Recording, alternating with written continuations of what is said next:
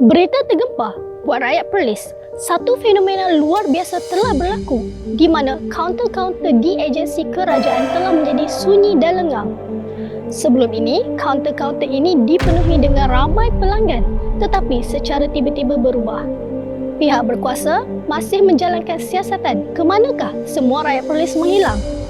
Saya Natasha Abdul Malik, melaporkan dari PNN.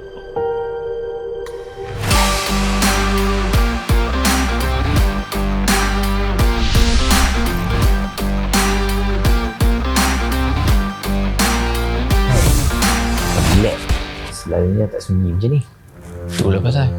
Mana semua orang ni? Periksa semua kawasan ni. Tengok kok ada benda yang mencurigakan ke apa. Baik tuan.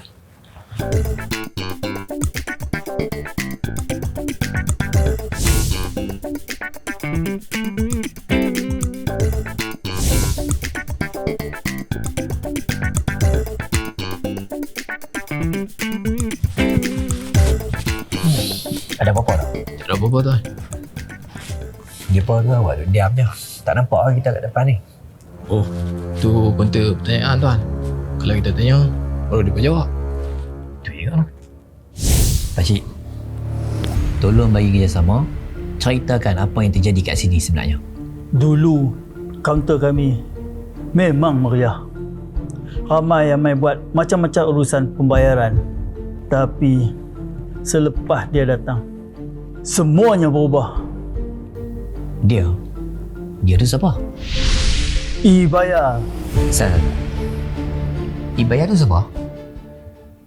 Baik. Pergi mana pakcik tadi? Kalau tuan-tuan nak tahu, e-bayar merupakan kemudahan kepada individu dan korporat untuk membuat pembayaran terhadap pelbagai perkhidmatan di jabatan-jabatan kerajaan negeri Perlis melalui online banking, kad kredit dan debit.